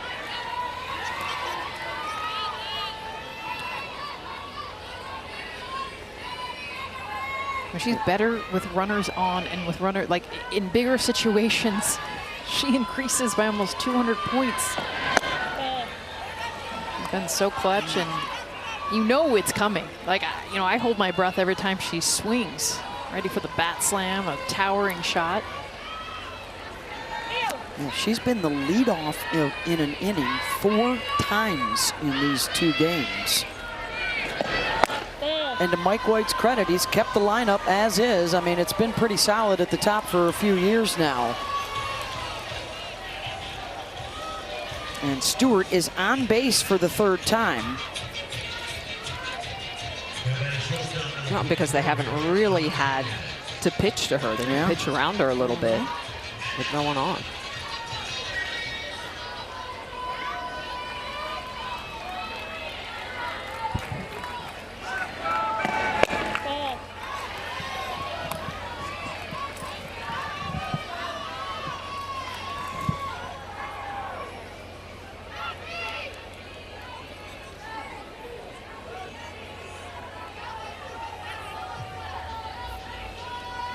The Bruins have arrived, trying to extend the careers of Jordan Woolery and Megan Grant.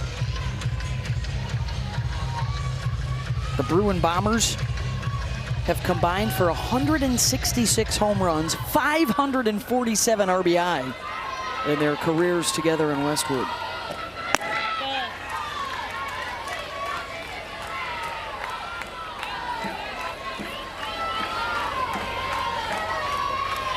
Also, we'll keep an eye on Woolery has slid underneath the 500 batting average.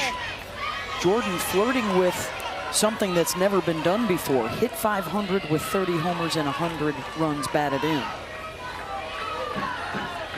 Staggering statistics. In a season of just staggering offensive numbers nationwide. I mean, in any other year, that's a player of the year type of performance. Texas trying to add a little bit more to the run tally. And then Mississippi State, one last chance in the bottom of the 7th. Martinez out to left center, and that one will get down. Stewart racing around, heading for 3rd, and now coming home. The throw to the plate, not in time. Dives in safe, and Vivi, a run-scoring double.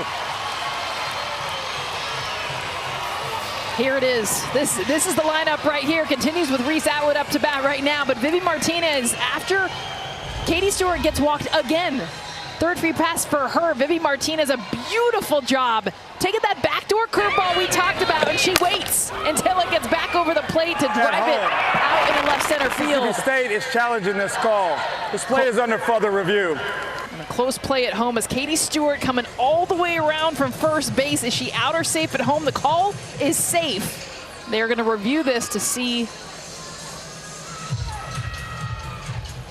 She looks safe. Looks safe, yeah. Tag under the arm. Does it get the upper arm first? No. It's a nice setup by Rivera. Yeah. She's in perfect position. She's not obstructing, but Stewart gets the hand in before the tag gets to her body. Texas fans are watching it on the Jumbotron here, and they're already applauding. How about Katie Stewart head first in a home plate? I mean, that is something they don't teach you. You normally don't want to, but you see how well off the plate the catcher Des Rivera is to make sure there is no obstruction. So Katie Stewart head first, and she's safe. After review, the ruling on the field is confirmed. The runner is safe. Mississippi State will have 1 challenge remaining.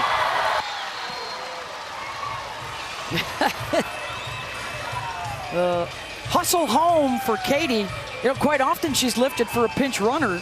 She had not been lifted yet this game, so racing around to come home. She doesn't need a runner. High fives around. Coach, first base. Don't run for me, Coach. Hey, she's versatile. We've seen her last year. She was in the outfield, shortstop. This year she's at first base. A lot of tools in that toolbox. And it's interesting to note, too, for Texas, their hits this afternoon have been mostly for extra bases. Pitching change here, and that may be it for the senior Peja Gould, who will give way to Alyssa Faircloth and a 4-0 Texas lead.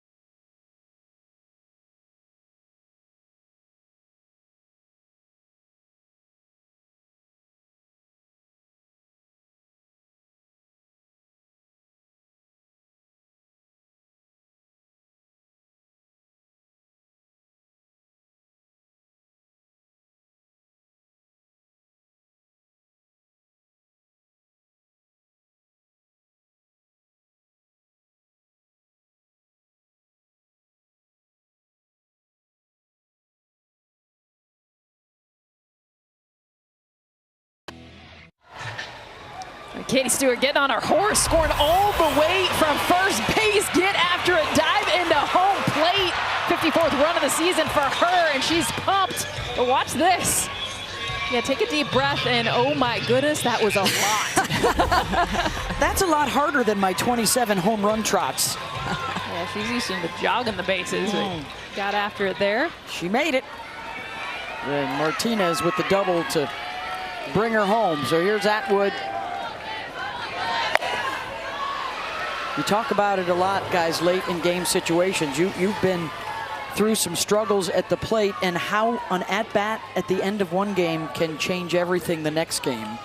And here is Atwood with another opportunity. That was Reese, especially against Faircloth, who is heavy changeup, heavy off speed, hit the ball to right field, hit the ball to the right side. That's got to be in her mind. And that's the pitch. At 53 miles an hour, she throws that a lot. That's the name of her game. You've got to let the ball travel against a very good changeup pitcher. Melissa Faircloth coming on. 0-2 to Atwood, and got her with the change. 2 down. And she should have been sitting on this. At some point, Reese needs to say against a really good changeup pitcher like Faircloth, you know you're going to get 3 or 4 of them in the at-bat, way out in front of this. The tight spin speed on this, at 52 miles an hour, it's dropping down. At some point, as a hitter, you say, I'm sitting a pitch, and you just commit to it. All right, so with 2 down, here's Leanne Good. Big strikeout there for Faircloth.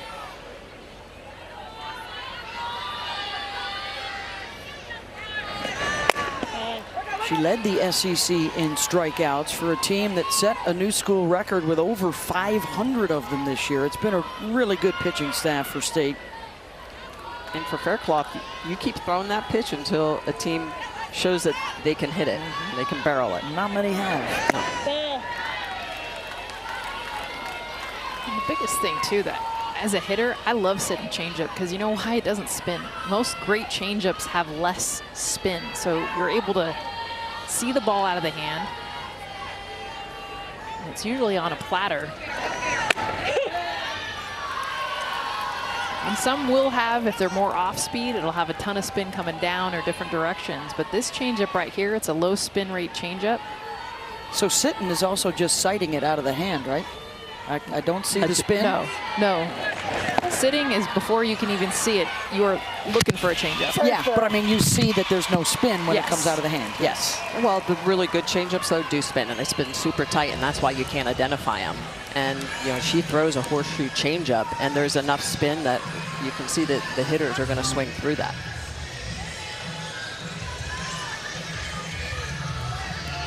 I mean, her spin rate on those are still over 1,500, which is average spin rate on a curveball. So that's how much it is actually spinning. So here's Hannah Wells after the walk to Good, and then the runner advances on the wild pitch. The throw down to get Good, trying to steal second, and that's the 3rd out of the inning. But it is 4-0 as Texas goes to the bottom of the 7th. Kentegan Cavan shut down State to stay alive at the World Series.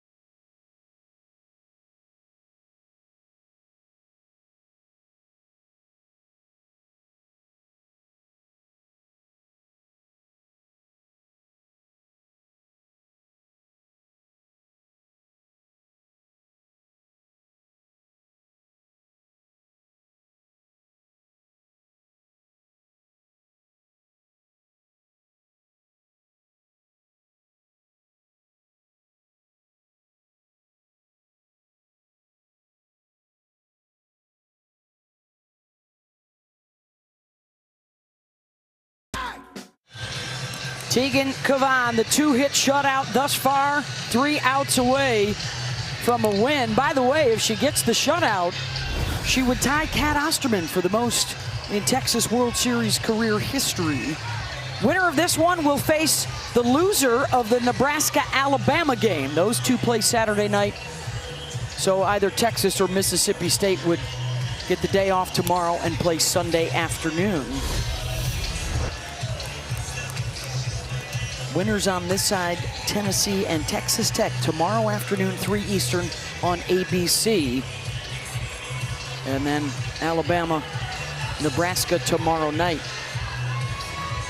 Just 4 hits through the 2 games for Mississippi State. That would be the fewest in 20 years here at the World Series, unless the Bulldogs can get to swinging and avoid a second consecutive shutout. They need a rally or they are out. Here's Zion Romero. And back up the middle for a base hit.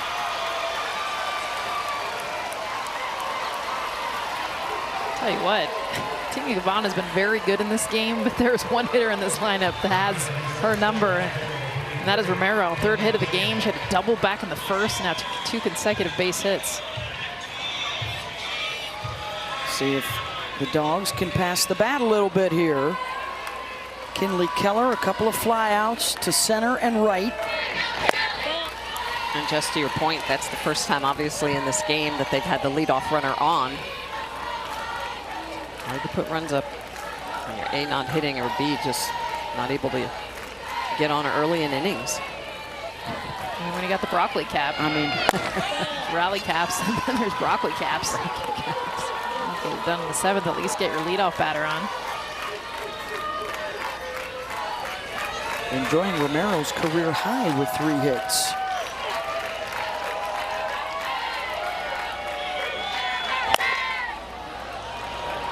Pulled foul. Keller, big reason why Mississippi State was able to beat Oklahoma. She had 3 of their RBAs in that Game 3 massive win.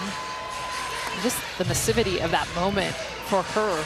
Keller just being able to step up so clutch.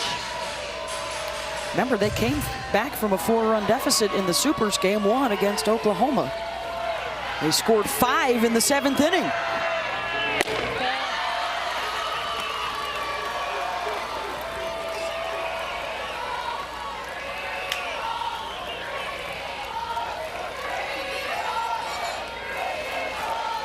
Three and 1, the count to Keller.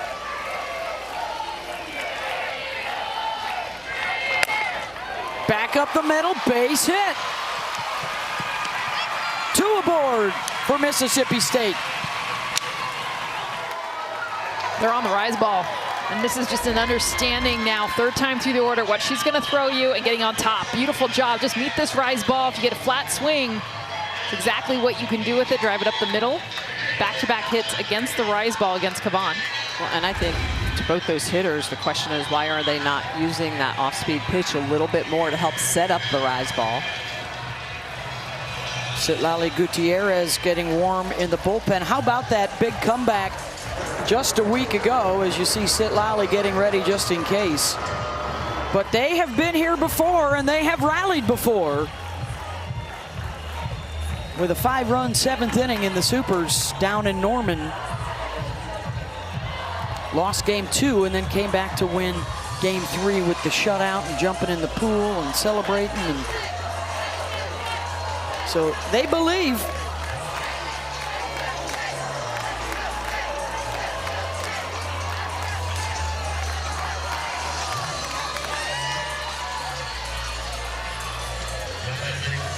They get another one against Tegan right here, and they're bringing the tying run to the plate.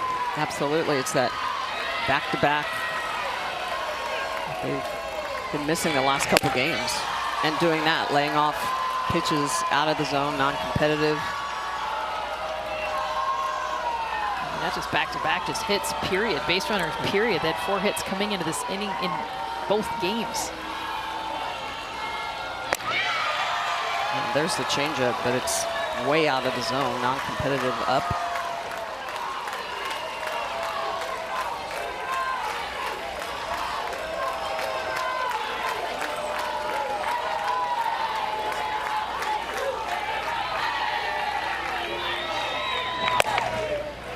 popped up to good.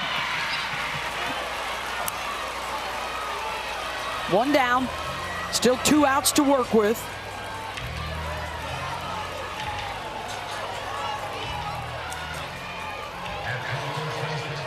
It's the number 6 hitter, Paige Ernstis. The nickname Pinch Hit Paige last year, was so clutch off the bench. 9 for 28, 5 extra base hits. Earned her way into the starting lineup this year.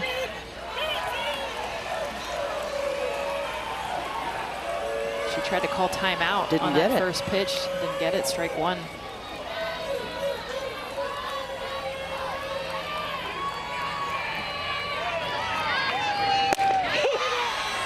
Oh, 2. You're going to see Paige trying to step out, looking for time, and Kavan goes through the windup, does not get the timeout, and it's a strike.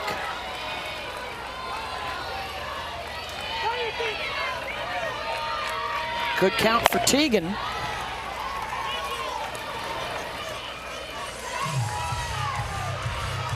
I think they're state right now, too. You can just tell with their swings, everything chopping down, telling me they're sitting on that rise ball, and somebody noted that the changeup has been up and out of the zone. Haven't seen the drop a whole lot.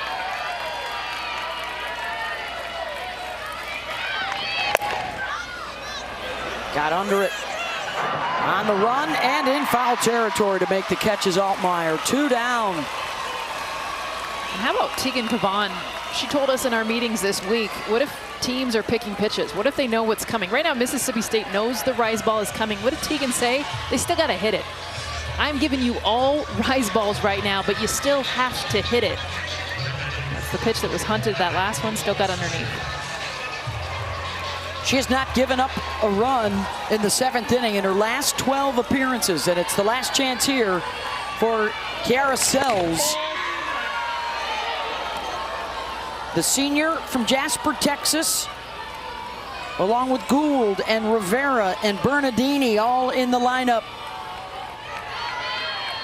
for the last time as it stands right now. 1-1.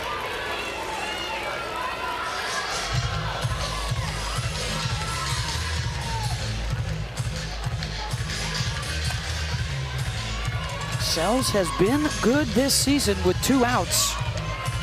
Has hit 5 home runs.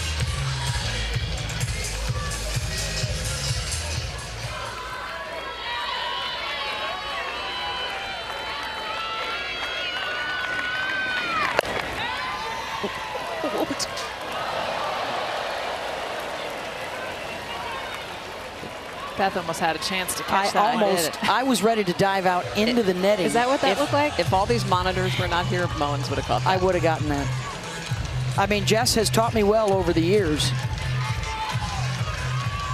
No one demanded it. No one ducked. Nobody ducked out of the way. No duck, duck, goose. Here we go. 1-2.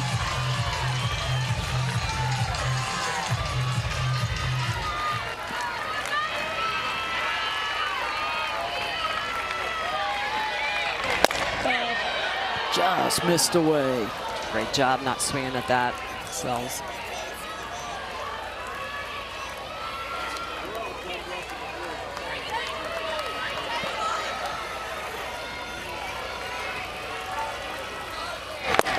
Got her. Teagan Kavan, terrific with the 4-hit shutout.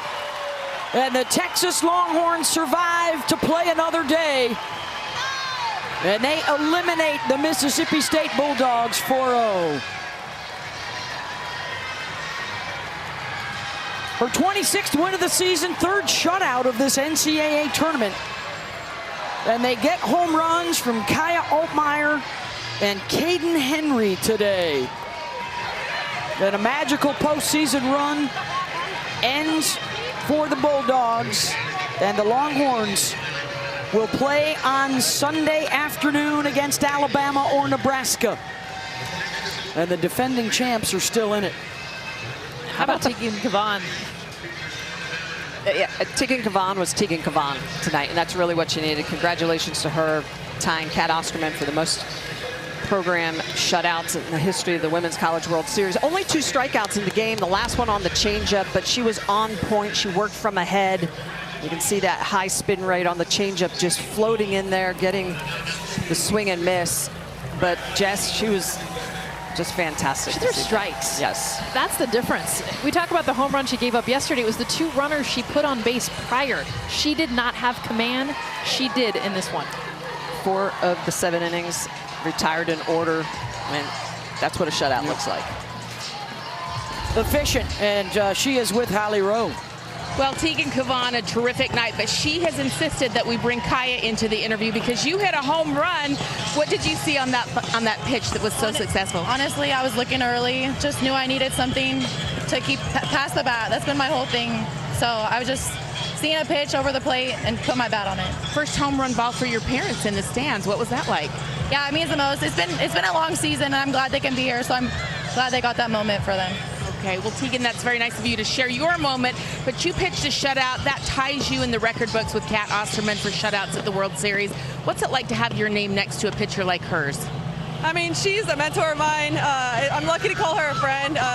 Yeah, she means the world to me. All the knowledge that she pours into me and just the support that she has is unreal, and so it's really an honor to be next to her and to wear the same jersey as her.